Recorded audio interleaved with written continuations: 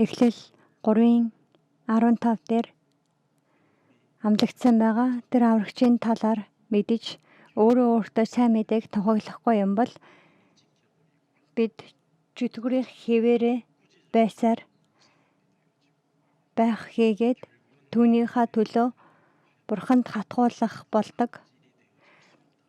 Тэгээд Бурхны хүүхэд гэдэг нэрийн доор үл итгэгчээс ч хорон муугаар амьдрч болох юм.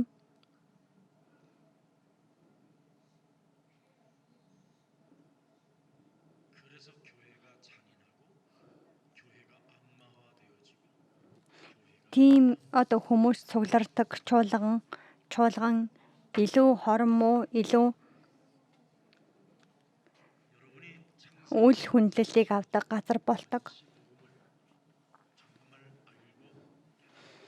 Хэрвээ та суурь сайн мэдээг үнэхээр ойлгож хүлээж авсан гэвэл өөрөө өөрийнхөө биед сайн мэдээ тунхаглах нь гарцаагүй хийх ёстой зүйл юм.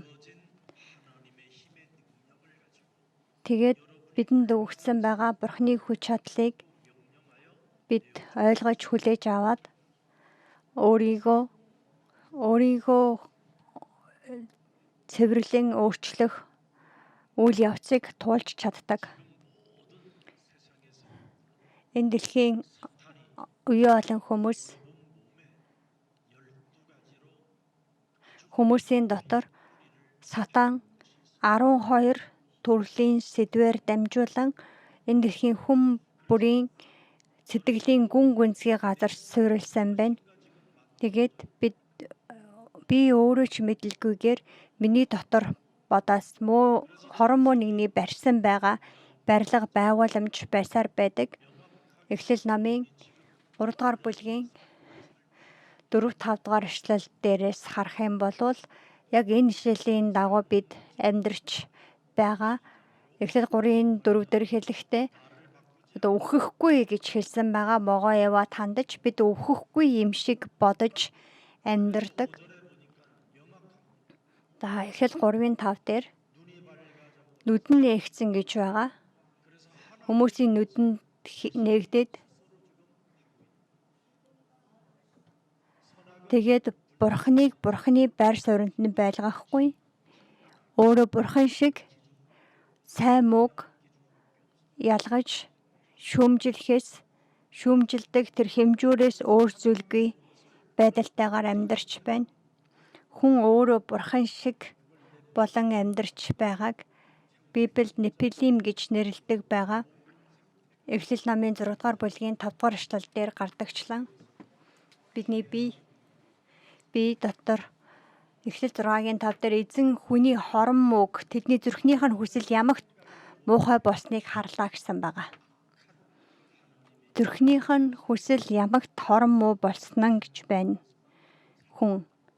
Яг тийм байдалтайгаар энэ дэлхийн муу сүнсний нөлөөллийн дор амьдарч байна.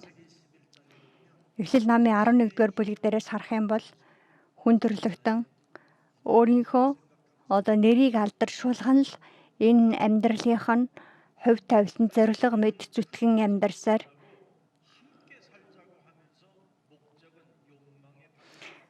тэгээд бүгдээрээ салж сарнихгүйгээр хамтдаа амьдарцгаая гэд тэдний тавьсан зориг нь хүсэл шунлын Бабелийн цамхаг барих явдал байлаа. Хүн бэжтэй биеэрээ хичнээн хүмүүс ойрхон хамт байсан ч сэтгэл нь хоёр тийшээ болсон байдалтай. Тэс сүнсэндээ тусдаа өрөөнд дотор амьдарч байгаа. Нэг өрөөнд унтаж байгаа ч сүнслэг өрөө нь хоёр салсан байдалтай.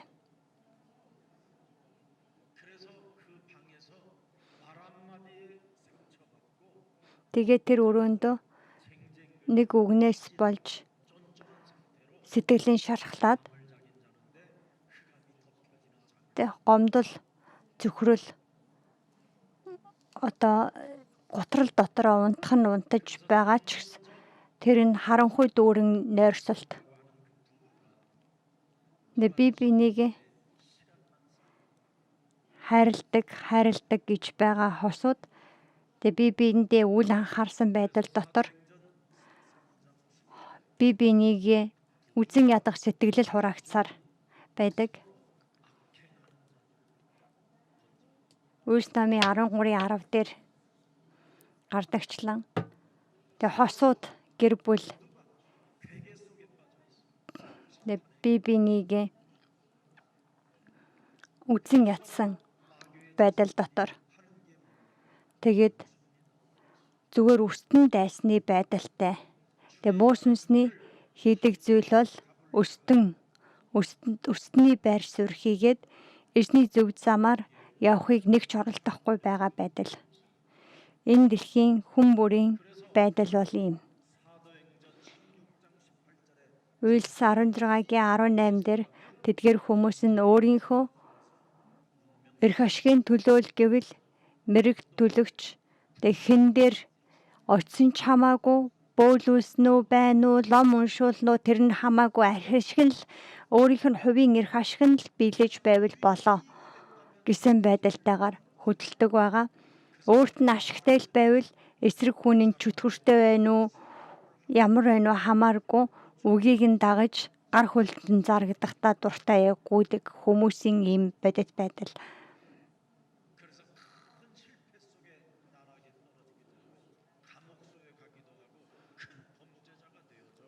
Тэгээд тэрнийхээ улмаас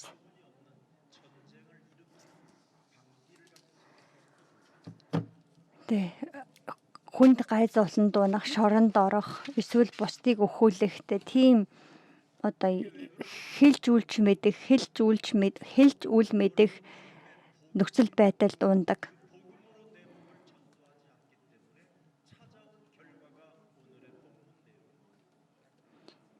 Энэ нь өнөөдрийн Библийн гисэлдээр гарч байгаачлан хүний та нарын биеийн дотор сайн мэдээ байхгүй байгаа учраас юм. Тэгээд цуглаан гэдэг нэртэй л цуглаан байгаа учраас ариун сүнсний ажил хийгддэггүй. Үгээрээ л бинийгээ хайрладаг амаарал ганц үйлдэл гаргадаггүй. Ангасан цангасан энэ байдал дотор биенээсээ жирэхэж бинийг жиргсэн нүдээр харж бинийг шүүмжилсэн байр суурин дээр зогсож байгаа ийм л чуулганууд бидний дунд байсаар байна. Тэр сүнслэг өвчин хүний бие бүрэн тархсан байгаа байдлыг үл итгэлийн 6 байдал гэж хэлдэг байгаа. Зүгээр л юу гэсэн үг вэ гэвэл зүгээр амьдрал сайхан байна. Зүгээр болно гэсэн сэтгэлээр юм уу эсвэл би ч мэдэж байна гэсэн сэтгэлээр амьдардаг байгаа.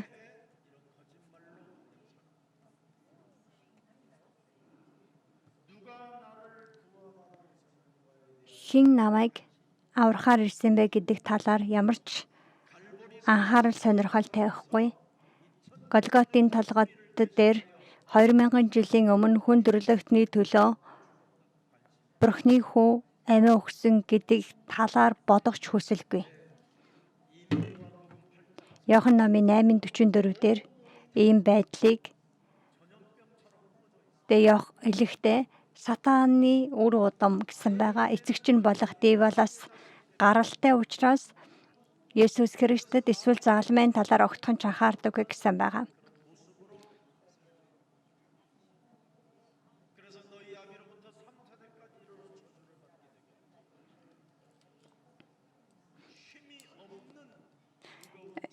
Эцэг эхээс өвөг дээдсээс авахгүйлаад 3-4 үеэ хүртэл харагдсан байдалтайгаар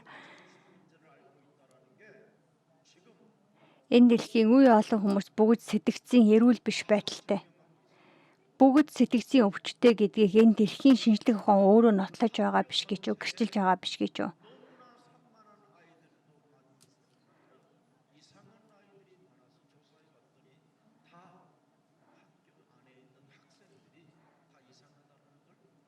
Нэгэн сургууль дээр хэвийн биш үйл явцууд их болсон учраас сургуулийн хүүхдүүдийн шинжилгээнд сэтгцийн шинжилгээнд оруулсан чинь тэр сургуулийн бүх хүүхэд сэтгцийн хувьд эрүүл биш гэж гарсан байгаа. Хичээл сайн хийлээгээд тэр ухаантай хүүхэд ерөөсөө биш.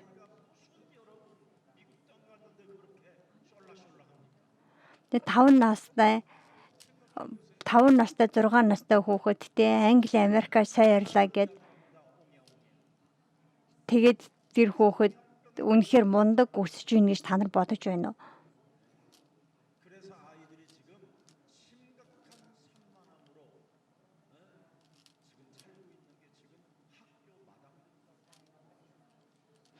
Хүүхдүүд эрүүл биш тийм сэтгцийн орчин хүүхдүүдэд уулгаж байгаа эрүүл сэтгэлийн орчин бол өнөөдөр сургууль байгаа.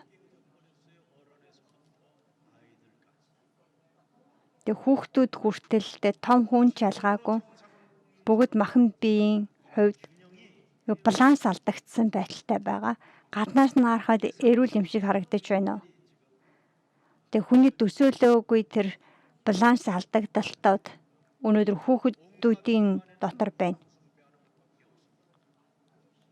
Тэгээ гэр бүлүүд нь хуурмшүүтэй мөргөл өрөхгүйс өөр зүйл үгүй.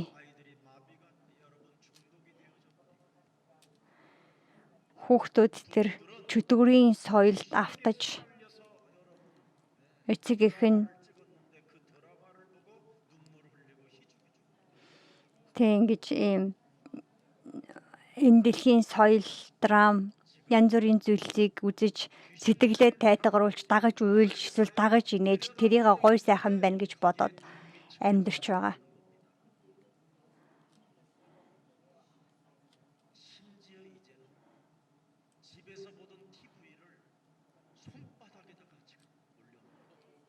Тэгээд гэртээ байсан телевизээр нь одоо гарт нь орж ирээд тэгээд эмэгтэйчүүд штэ тэр утсандаа бол үнэхээр бүр ингэж эргэн тойрноо баттай төвлөрдөг хэрнээ гэрийн ажилдаа огт төвлөрдөггүй аягаа угаахгүй. Надрууны хүн залгаад ихнэр нь драманаас болоод аягаач угаахгүй байна гэдээ над руу залангуут нь би тэнгуут нь чи угаа гэж хэлсэн байгаа. Тэ. Сайн мэдээгээр ихнэртэй хариултыг өгөхгүй байгаа болохоор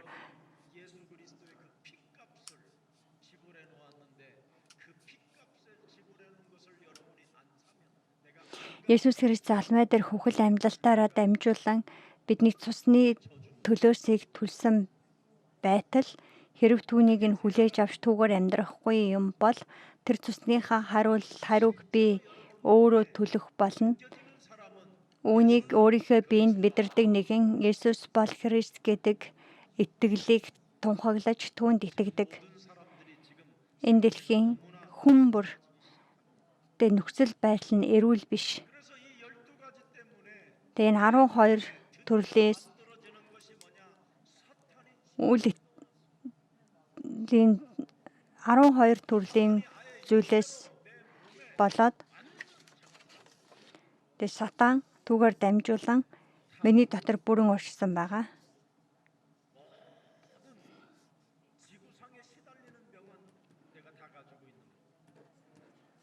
Энэ дэлхий дээр хүмүүс өвдөж болох бүх л өвчлөлөөр би өвчлсөн байдалтай. Ийм байдал дотроо миний дотор муу сүнс ажиллаж дураараа урж гарч байгааг ч хүн өөрөө мэдрэгч сөхөөгүй болтлоо сүнслэг байдланд оройтсон байгаа. Хүн өдрөөс өдөрт сайжирдаг байтал өнөөдөр хүн төрлөختний ийм бодол сэтгэлгээний байдал өдрөөс өдөрт оройцоор байна. Би хүн болгоны мөрөөдөл болсон Америк өнөөдөр ямар тийм эвдэрсэн байдалтай болж байгаа вэ?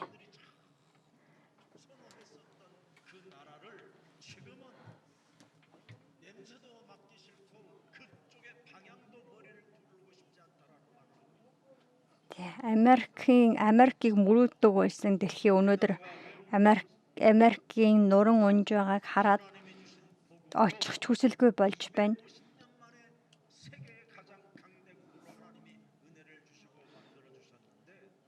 250 жилийн туршид Америкийн хүлээн авсан сайн мэдээний улмаас Бурхан агуу үндэстэн болгож өрөөсөн ч тэд өнөөдөр сайн мэдээг өөртөөсөө холдон зайлуулсан. Хүн өөртөө сайн мэдээг тунхаглахгүй юм бол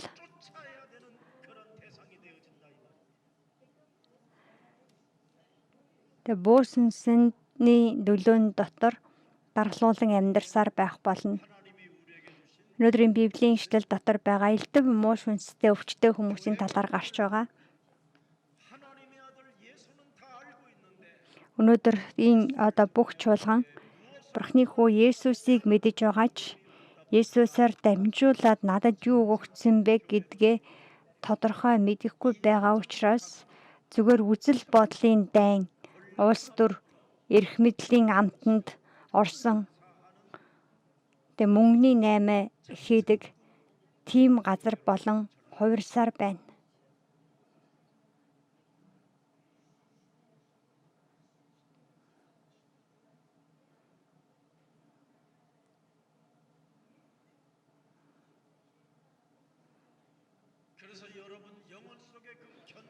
Тиймээс та бүхэн сүнсэн дотор чинь байгаа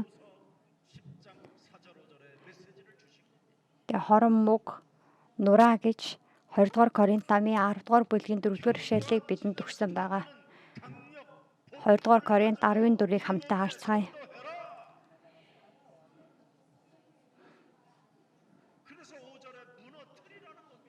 Хоёрдугаар Коринт 14:5-ыг харъя. Бидний байлдааны зэвсэг нь Махбодынх бус харин ялагдашгүйг ялж чадах Бурхны хүчит зэвсгүүд юм. Бид цэцэрлэхийг нурааж Бурхны мэдлэгийн эсрэг босогч аливаа бардамлыг устгаж бодол бүрийг Христийн дуулуурт олзолдог. Амен. Бид үүнийг хийхгүй юм бол сайн мэдээ үгүй зүгээр л юм сэтгэл хөдлөлийн уур амьсгал, мэдлэгийн ерөнхий уур амьсгал, хөгжмийн уур амьсгал, эсвэл шинжлэх ухааны уур амьсгал дотор баригдаад сайн мэдээг хаан зогсогч, хоорон муу, хэрцгий итгэгч болох болно.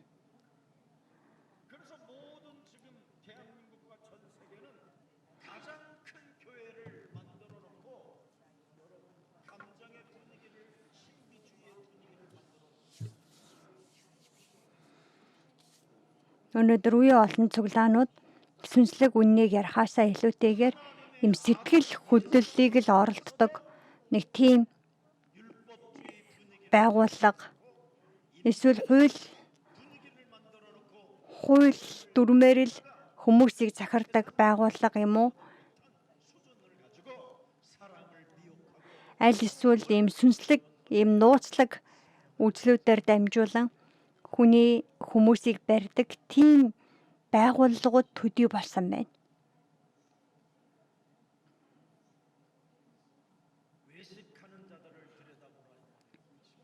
Хоёр нур гаргагчдыг анхааран хар. Сүнснийхэн гүн гүнзгий газар буу сүнсний үйл байгаа учраас тэд Бурхны эсрэг зогсдог. Харин бид тэр сайн мэдээг хүлээж аваад Есүс Христийн хүч чадлаар өөртөө сайн мэдээ тунхаглаж Бурхны хүүхдийнхээ байр суурин дээр бат зогсохдоо сайн мэдээг хаагч нэгэн бүү бол сайн мэдээг эдэлдэг нэгэн болохтун.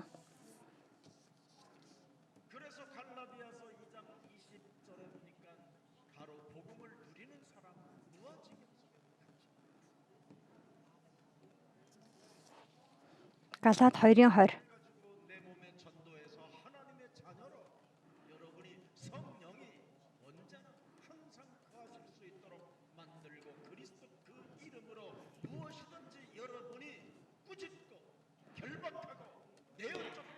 Галаат намын 2:20 дээр хэлэхдээ Амьд байгаа нь би биш, харин миний дотор Христ амьд байна. Хэдүүгээ би махан биендээ амьдарч байгаа намайг харлаж миний төлөө өөрийгөө тушаасан Бурхны хүүд итгэх итгэлээр амьдарч буй хэрэг юм а гэсэн.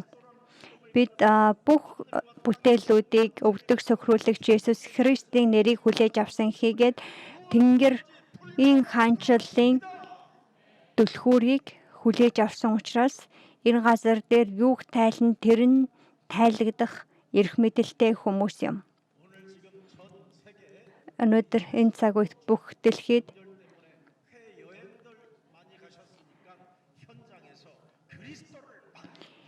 онлайнаар дамжуулан мөргөл өргөж байгаа хүмүүс байгаа газартай Есүс Христийн сайн мэдээг эдлэж Христийн нэрээр муу сүнсний ажлыг, муу сүнснүүдийг зэмлэж өөрийнхөө амьдралыг цэвэрлсэн байгаа Бурхны хүүхдээр өдрүүдийг өнгөрүүлээсэй гэж өрөөж байна.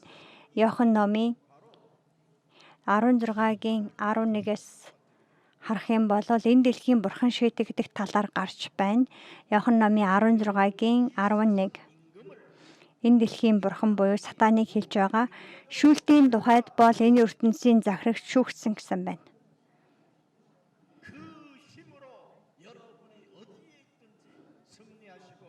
Тиймээс тэр хүч чадлаар Бурхны хүмүүс хаана байсан ч хүчтэй байж, хаана байсан ч зүрхэн жаргалтай байгаасаа гэж өрөөж байна. 2 дугаар Коринт номын 4:4 дээр гардагчлан энэ дэлхийн бурхан бидний нүдийг сохолсон байлаач гэсэн Есүс Христийн нэрийг би дахин хүлээж авах үед бид Бурхны дотор миний үгийн байдал сэргээгдэх болно.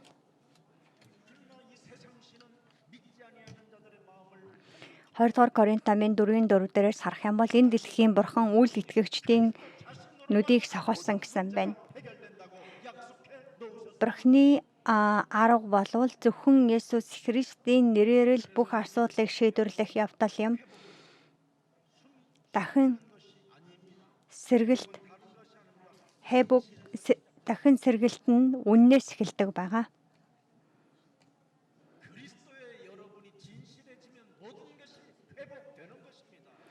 Бид Христийн дотор үнэн болж эхлэх үед бүх зүйл сэргээгдэг.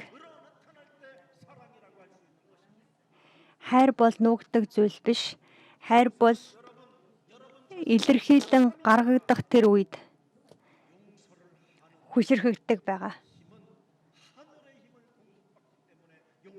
Уучлал бол сул дараагийн илрэл биш.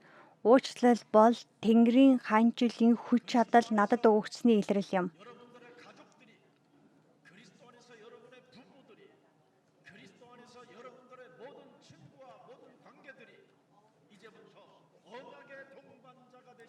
Тиймээс Христийн дотор таны гэр бүл, үр хүүхэд, эргэн тойрны бүхий л хүмүүс тань амлалтын гэрээний хамтрагч болоосай гэж хүсэж байна.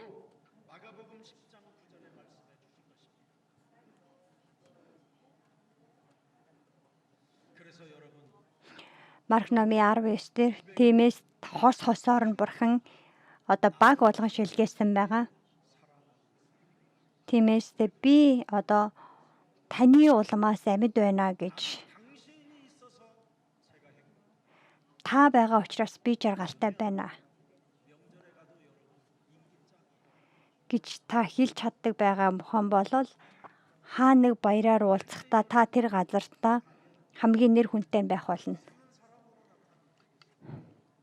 Харин байж байгаад нэг уулзахдаа бүр ингээ хэний ч хүсэхгүй хүнээр байж болчих болохгүй шүү дээ.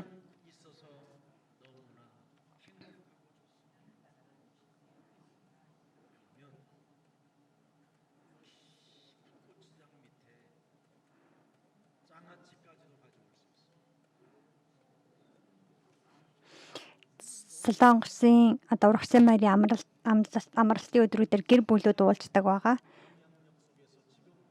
Тэр үеэрээ би хүмүүсэд хүндлэгдэхээр бай гэвэл эргэн тойронд байгаа бүх хүмүүсээсээ болоод би жаргалтай байгаа гэдэг тэр итгэл дотор, тэр илэрхийлэл дотор байгаасаа гэж хүсэж байна.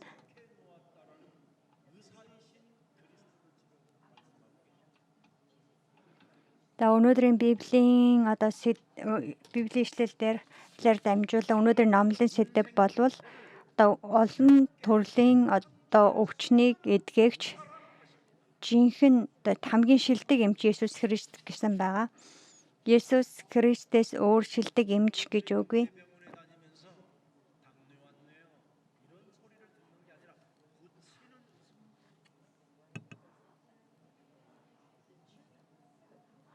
За би хорооныхаа эмнэлэгт очиод та сахартай юм байна штэ, эм уугаарэ. Даралт ихсэн байна штэ гэдэг эмч биш. Харин бүхэл өвчнийг эдгэх чадвартай Есүс Христ таны мөнхийн эдгэгч байгаасай гэж хүсэж байна.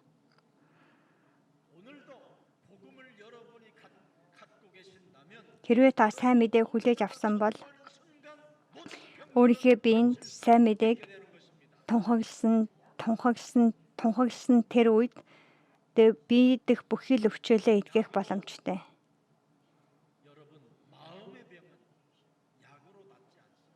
Хүний сэтгэлийн өвчин эмээр огтхон чимслэгддэггүй. Сэтгцийн өвчин, харилцааны өвчин, оюун санааны өвчин, харилцааны өвчин эмээр эмчлэгдэхгүй.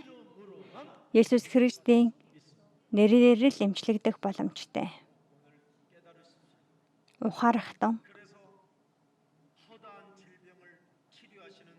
Тиймээс төсөн бүрийн өвчнийг эдгэх чадaltaй Есүс Христийн талаар өнөөдрийн Библийн ишлэл дээр гарч байна.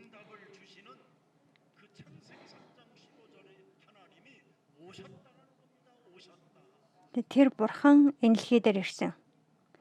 Бүхэл сүнсийг эдгэгч Эхлэл 3:15 амлагдсан байгаа тэр бурхан энэлхий дээр ирсэн. Хүнийг анхнаас нь бүтээсэн бурхан өөрөө бидэн дээр ирсэн. Өнөөдрийн Библийн хэсэг бол Луг номын 4:38-44 байгаа. Үхлийн эрх мэдлээс болоод сатааны улмаас өвчлсөн байгаа сүнснүүдийг эдгэхийн тулд Бурхны хүү Месиа Христ миний амьдралын бүхэл асуудлын шийдвэрлэгч болон энэ дэлхий дээр над дээр ирсэн.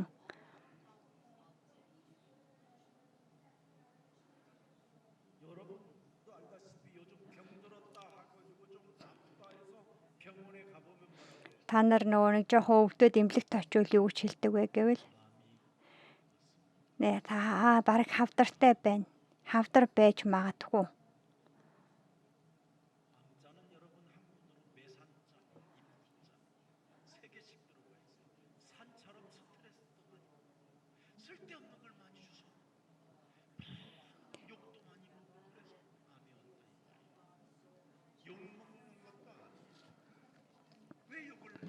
Хүн хавдар тусдаг олон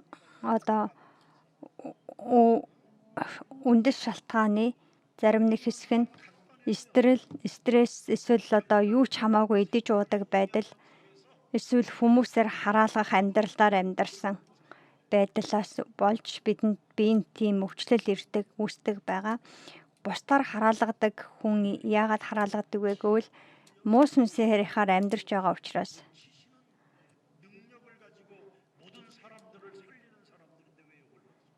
Бид харин итгэлээрээ дамжуулан эдгэрлийг хүлээж авсан хийгээд бусад эргэн тойрны хүн бүрт амийг дамжуулдаг хүн учраас бид бусдаар хараалгах шалтгаан үгүй амьдралаар амьдардаг. Энэ дэлхийн хэр уртдмал асуудалтай болж байна гэвэл хүүхдийн хавдар гэж байгаа. Хэр удаан амьдарсан гэж тэр бяцхан хүүхдүүд хавдар тусдаг гэж бодож байна. Удам мөксааны хараал гэж юм. Би удам мөксааны минь тэр хараалыг таслахын тулд Бурхан өөрийнхөө Есүс Христийг илгээсэн. Сэтгцийн өөрчлөлтөө өвчтөе хүмүүс нэр хуруугаар тоолохын аргагүй олон байгаа. Сургуульд явж байгаа хүүхдүүдээс асуу хичээл чинь сургууль чинь сонирхолтой байна уу гэд. Бүгд үгүй л гэж хэлнэ. Тэгээ яагаад сургуульд явж байгаа юм бэ гэвэл явахгүй бол болохгүй болохоор.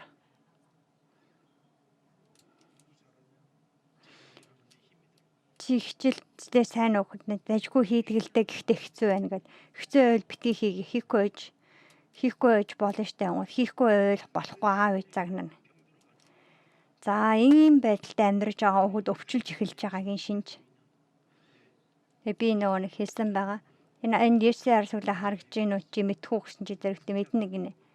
Тэгэн гутан дэрэг би нөгөө нэг тэр хүүхдээ уулзаа исэн байна л да. Хизээд ч хамаагүй Есүсийн ард түмлээ хүрээ дээрээ тэнд эрхчлөө байгаа. Манад бас олгүй интернэшнл сургуульд байгаа. Бид нар өдөр болгон зүгээр тоглодог гэж хэлсэн. Хүүхэд нүдэн сэргээд ирсэн. Тэгэхдээ болохгүй гэсэн ирж чадахгүй гэд.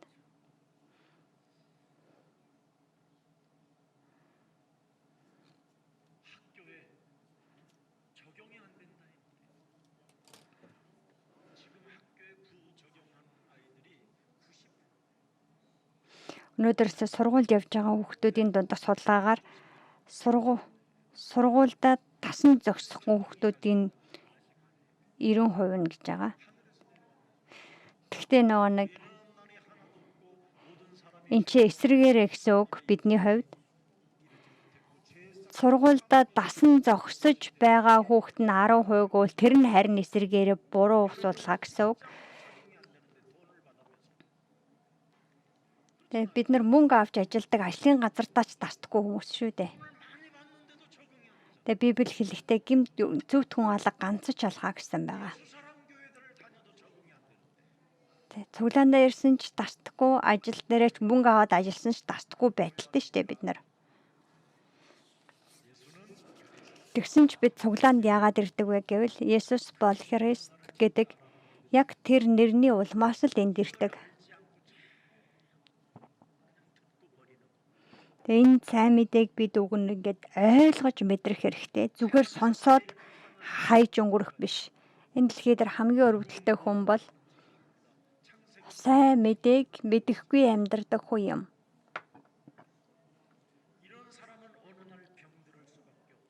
Ийм хүн нэг өдөр өвчлөхөөсөр аргагүй.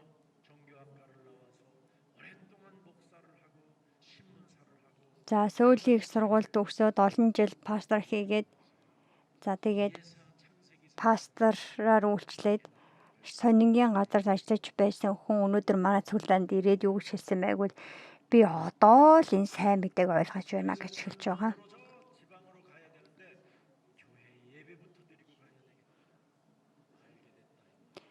Тэг мөргөл өргөнө гэд ирсэн байгаа. Одоо л тэр үнэхээр Есүс Христийг сайн мэдээгээ мэдэж байна гэсэн үг.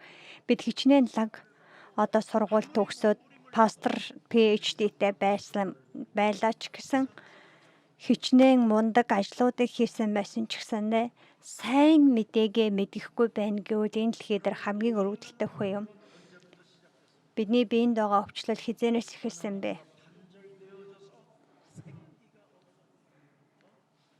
Бурханаас салгагдаад Бурханы амин амьсгал надаас тасарсан тэр үеэс эхэлсэн байгаа. Хүн бүтээгдэхдээ Бурхантай хамт амин амьсгалаар амьсгалан амьдрах ёстой байсан. Харин бидний гэм нүглийн улмаас надаас тасарсан байсан тэр амин амьсгалыг дахин сэргээхийн тулд Иохан номын 20:22 дээр гардагчлан Есүс Христ энэ дэлхий дээр ирээд загалмай дээр үхээд амьлаад Иохан 2:22 дээр гардагчлан тэрээр амьсгалаа үлээж ариун сүнсийг хүлээн авахтун хэмээн айлцсан хийгээд тийхүү тэр амин амьсгал ариун сүнсээр дамжуулан дахин ирсэн байгаа. Эцэггүй ариун сүнсний сүнс болох тэр Христийн сүнсийг хүлээж ав. Бид Есүс Христийн нэрийг өчн хэлж дуудах бүрд бидний доторх өвчлөлийн хараал таслагдаж, үр удмын хараал таслагдж энэ цаг үеийн бүхий л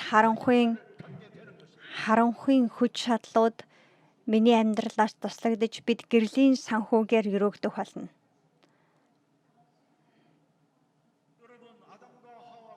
Адам, Ева хоёр Бурханаас салгагдсан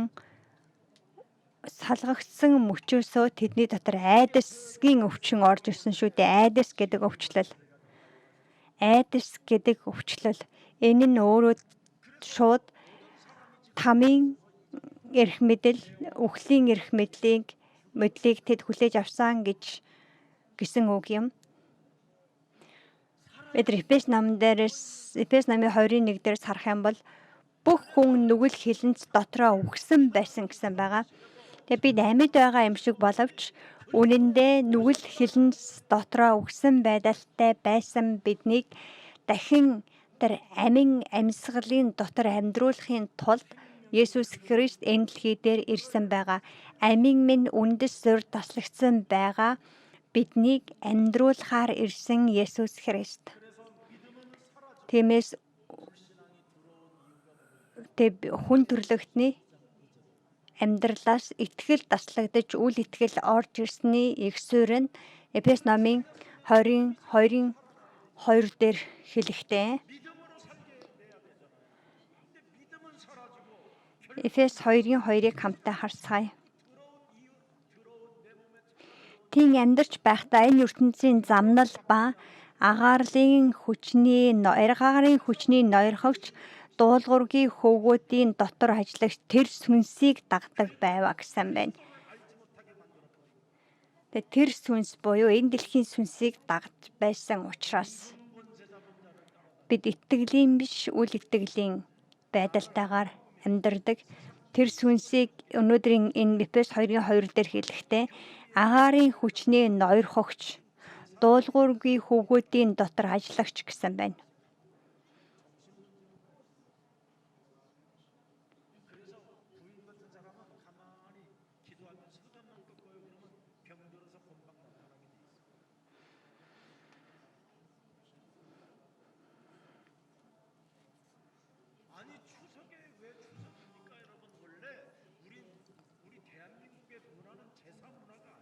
За одоо нэг юм мургсын баяраар солонгосчууд насварсан байгаа өвөг дээдсдэд дахил өргөдөг байхгүй юу? Тэр чинь бузар сүнсэн дахил өргөж байгаа ажил байгаа. Уг нь бол энэ ургацын баяраар чинь солонгосын үгийн соёл нь бол ийм дахил өргөдөг тийм соёл үгийн биш байхгүй юу? Тэгээ нэг цаг үед ягаад ч юм нэг хүн хүмүүсийн буруу эслээс болоод ийм ургацын баяраар өвөг дээдсийнхаа сүнсэн дахил өргөдөг гэдэг ийм соёл орж ирсэн байгаа. Та нар дахил өргөөд дахил өргөсөн тэр алимнаас чинь нэрээ тэр насварсан эцэг эх чи ирээд хазаж байгааг харсан юм уу? Үгүй шүү дээ. Юу гэж ингэж чөтгөрт үйлчлэх, чөтгөрийг гэртээ дуудах тийм дахилыг та нар хийн вэ?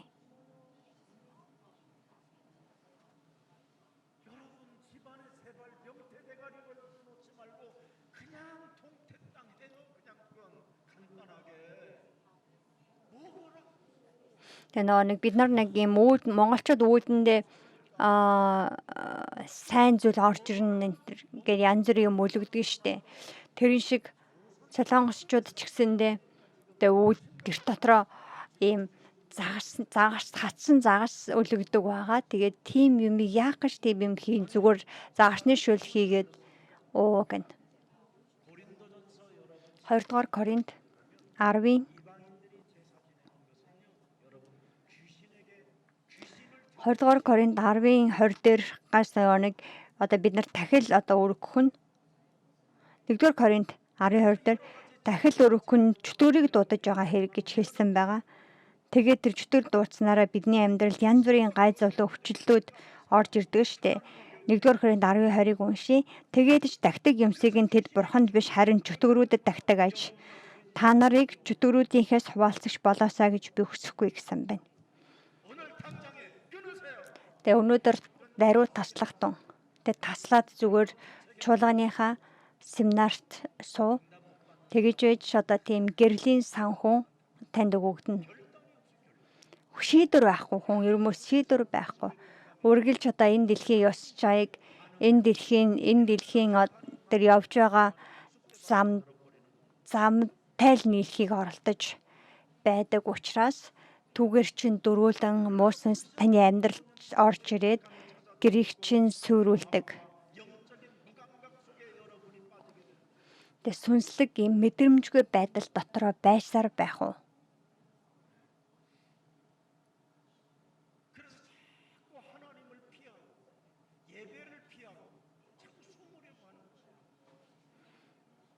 Тэгээ хүмүүс нэг бурхнаас зүхтаагаал, мөрөглөөс зүхтаагаал нэг газар нуугдаад байх хүсэлтэй, ийм сүнслэг өвчлөлтэй. Сүнслэг өвчлөл хүний дотор баг багаар орж ирээд айдас тэгээд өөрийгөө буруутгадаг байдал, эсвэл өөрийгөө шүүмжлэгч байдал дотроос нь үргэлж илрэн гардаг. Энэ хүн чамайг хараад байна шүү гэл. Энэ хүн чамайг ямар үйлдэл хийхийг хараад байна гэл өөрөө өөртөө тийм бодлыг өгöd. Өөрийгөө ингэж нуугаад харанхуй руу явсаар л байдаг. Болж игэл ингээ хүмүүсээс цухтаасан байдалтай. Солонгос ч гэсэндээ тийм тайсны өршөлт гэж ярьдаг шиг зөв хүмүүс олон нийтийн дунд байхаас айдаг өвчин гэх юм уу?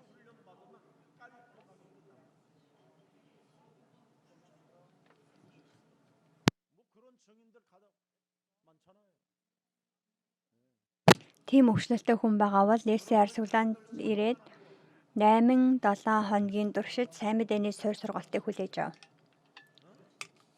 За өөр хүүхдүүд чинь тийм нэг юм жоохон тогтворгүй хүүхдүүдийг ADHD гэж нэрлэдэг байгаа. Энэ дэлхий өөрөө. Гэхдээ яг үнийг хэлэхэд тэр чинь Есүс Христийн дотор мэрэг дуутахад алга болдог зүйл.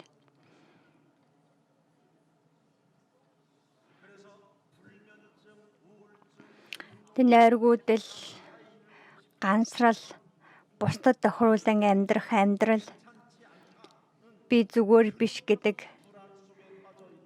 би бол хэвийн биш, би сайн биш гэж тийм суур эрүүл биш сэтгэхүйнтэр байгаа хүмүүс мөргөлдөө төвлөрөхөд л хангалттай.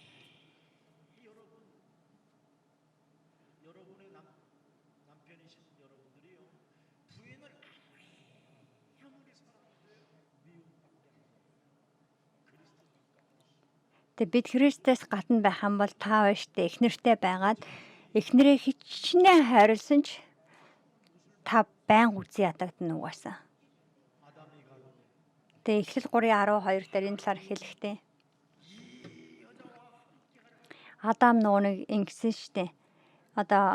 Сайн муу мэдвч модны жимсээс эцсний дараагаар Бурхан таны өгсөн байгаа энэ эмэгтэйгээс боллоо гэсэн байна.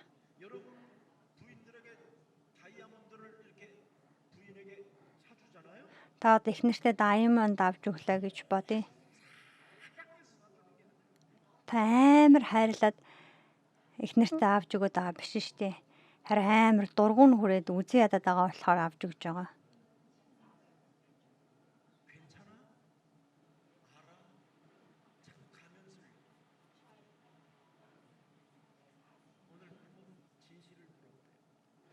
Зүгээр гэлтэй шал худлаа.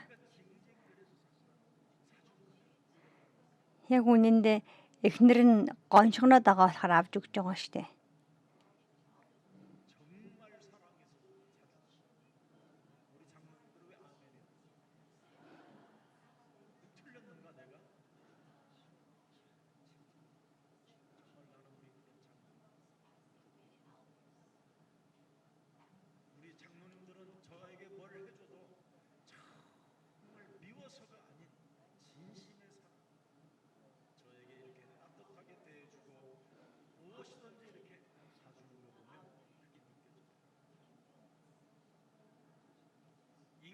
인간관계를 깨트리는 것이 아니라 인간관계를 회복시키는 그 시작은 창세기 3장 15절밖에 없습니다. Бүхий л төрлийн харилцааг сэргээх хүч чадал нь Эхлэл 3:15 дамлагдсан байгаа. Сайн мэдээнээс өөр үгүй.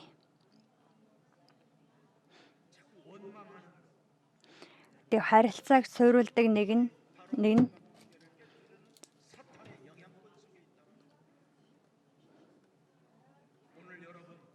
бусдыг буруутгах явдал.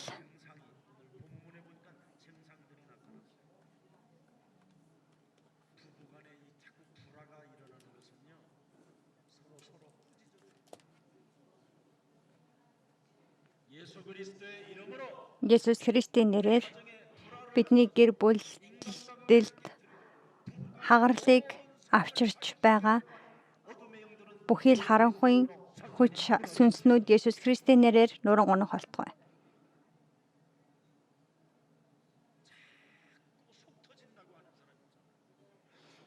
Үргэлж давчтаа давчир дэлбэрхнэ гэдэг хүмүүс байдаг. Тэр хүн бол яг сатааны нөлөөнд ор байна гэсэн үг. Өөрөө өөрийгөө л өөрчлөхөд болно. 부모와 자녀 간에 그 단절되어지려고 하는 딱딱한 원수 맺는 것 이것도 깨트려야 됩니다. 불신과 상처, 고립, 증오 Тэгээ одоо үйл итгэл, сэтгэлийн шарах, ганцаардал, өөрийгөө тусгаарлсан байдал, тэгээ тэр бүхнийг Христийн нэрээр нурааж, Иммануэль болох Бурхан надтай хамт байгаа зогсохгүйгээр бүх дэлхийг эзэмших Есүс Христийн нэрийг надад өгсөн учраас би ганцаардах учраа үгүй. 이렇게 여러분이 내 몸의 전도를 안 하면 육체의 질병이 온다. Бид өөрсдийнхөө дотор сайн мэдээг тунхаглахгүй юм бол өвчлөл, махан биеийн өвчлөл ирдэг байгаа.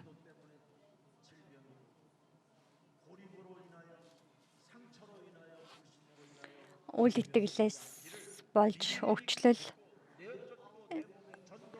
ганцаарлаас болж өвчлөл ирэхгүй байхаар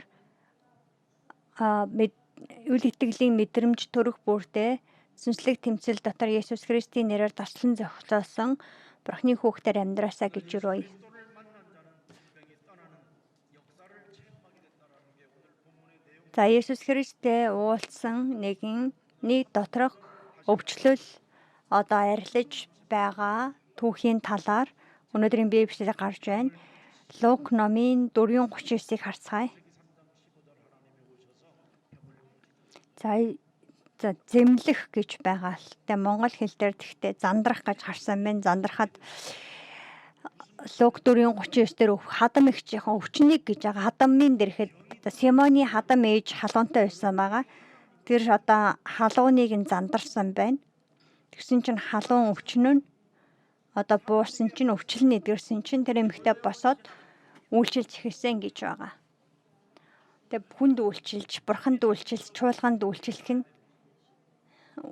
нь тэг ингээд ойлгомжтой зүйл болдог. Өвчлөл нь эдгэрсэн бол би тэнгэр газар дээрх бүхий л эрх мэдлийг надад өгсөн тул та нар яваад бүх үндэснийг дагалдагч болгох үйлчлэлд тэг би үйлчлэх, ажилд үйлчлэх, бүх дэлхийгээр явж бүх үндэстэнд сайн мэдээг тараан үйлчлэх. 그러면 여러분의 영혼은 영원한 나라까지 안착하고 여러분은 이 땅에 사는 날까지 남은 자로 응답을 받게 되는 것입니다. Тэг тийхүү бид тийм амьдарч байж бид мөнхийн хаанчлал хүртэл холбогдож энэ дэлхий дээр үлдгэсдийн Бурхны хүний харьяалал дотор байгаад Бурхны хаанчлал руу явах болно.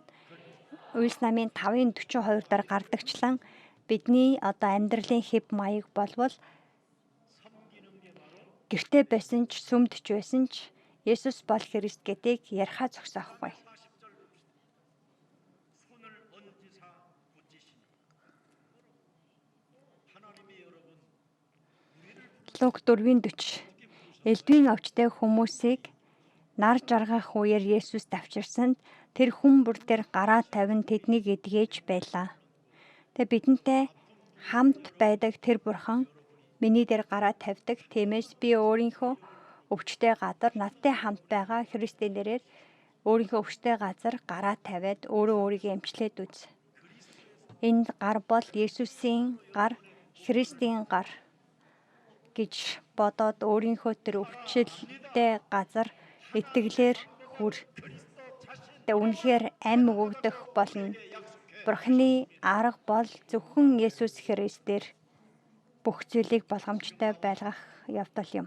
내 몸에 손을 얹으시고 나를 어루만지신다. 맞습니까? 이 믿음이 있어야 된다. 이런 믿음 Тэр итгэл миний дотор байх хэрэгтэй. Яг одоо миний энэ гар надтай хамт байгаа Есүс Христийн эдгэрлийн гар гэдэгт итгэж итгэх явдал юм. Тийхүү өөртөө өөрийнхөө өвчлөлөөр тунхаглах юм. 41-р эшлэлийг харъя. Чөтгөрүүд олон хүнээс та бол Бурхны хүү хэмээн хашгиран гарч байв гэсэн байна.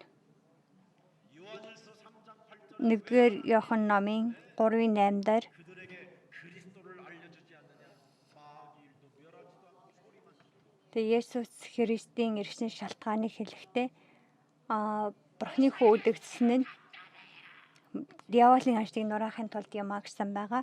1-р Иохан 3:8 эхний хэсэг дээр харах юм бол гим нэгэн үлдэгч нь диаволд харьяалагддаг. Тэр нь анханасаа гим нүгэлтэн байсан гэсэн байна. 부부간에도 다 달라지고 모든 게 회복하고 가능해지는 것이 바로 하나님 말씀에 진실해야 되는 겁니다. 여러분 마귀의 일을 멸하지 아니하면 복음이 이해되지 않는 겁니다. Сатаны ажлыг нураахгүй юм бол сайн мэдээ надад ойлгогдохгүй. 마귀의 일을 멸하면 복음이 이해되어지고 뿌리 내려지고 복음이 충만해지는 것입니다. Бид сатаны ажлыг нураах залбирлыг хийх тэр үеэс 그래서 여러분과 제가 깨달아 сайн мэдээ надад ойлгогддог. Бидний ухаарах ёстой зүйл бол гурван зүйл л байгаа гэж хэлсэн байгаа. 1-р Иохан 3:8 우리의 대속주가 되신 그리스도는 살아서 우리와 함께하시고 Марк номын 10:45 요한복음 14장 6절에 그리스도는 바로 내 인생의 길이요 진리요 생명이기 때문에 하나님 만나는 길이 네. 이어져 있다. Бурхан Есүс Христ бол зам үнэн айн. Бурхантай уулзах зам нэгцэн гэж. 그리스도 보좌의 능력이 시작되는 것입니다.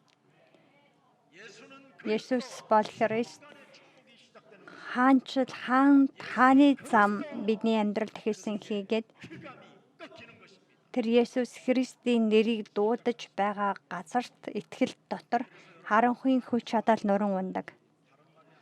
За гар тавьж залбирах талаар гарч ирэн өнөөдөр ариун сүнсээр дүүргэгдэх явдлыг гар тавьж залбирах гэж хэлнэ.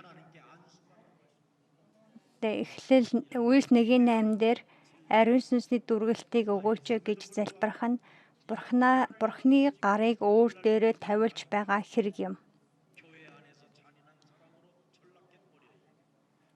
Чуулган дотор хормоо нэгэн бүү бол 교회 안에 있는 사람들이 바깥의 사람들을 살리지도 못한 채 지금 어정쩡한 상태로 귀신 들려 있다.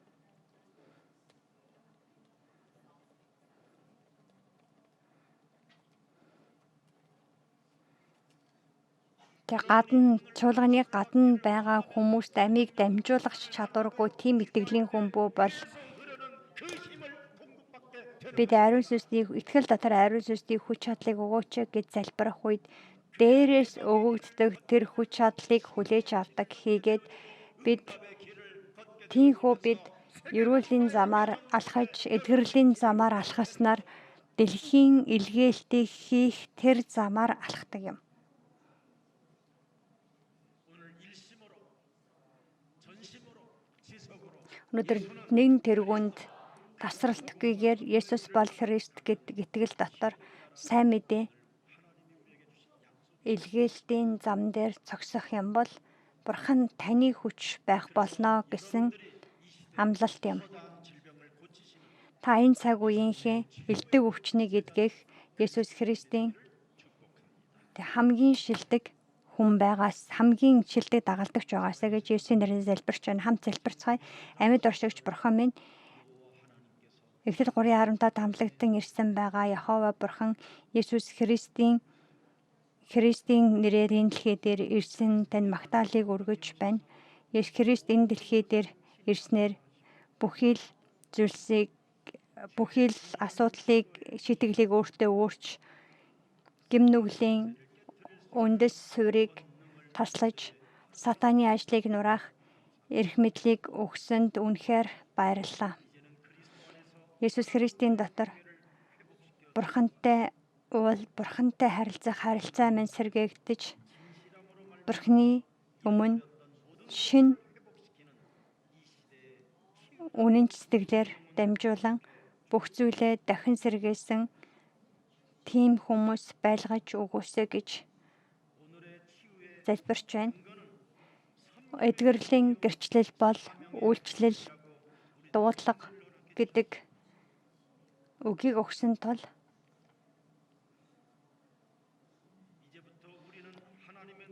бид Бурхны хаанчлал болон зөвхт байдлыг төлөөх дуудлага дотроо тэрхүү сайн мэдээг тунхаглах сайн мэдээний дагалдагчаар хэрэглэгдэхээр өрөөх болтугай.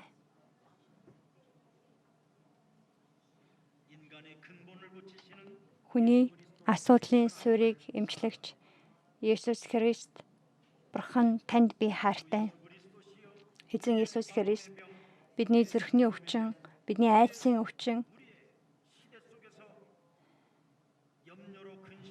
энэ цаг үедээ айдас санаа зовлтон дотор баригдах бүхий л төрлийн өвчлөлүүд Христийн дотор эдгээгдэхийн тулд таны ариун сүнс намайг дүүргэх болтугай.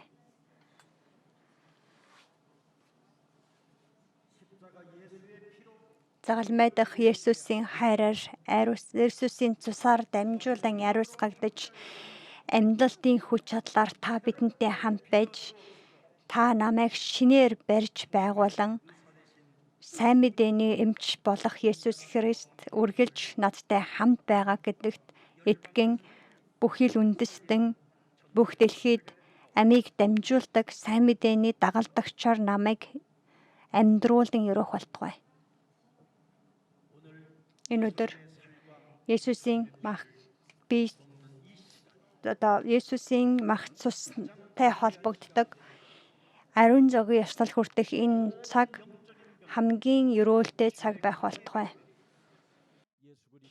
Бүхий л гэм нүглийн сүнслэг өвчлөлүүд Есүс Христийн нэрээр эдгээгдэх ариун зогийн ёслол байх болтугай гэж Есүс Христийн нэрээр залбирч байна. Амен.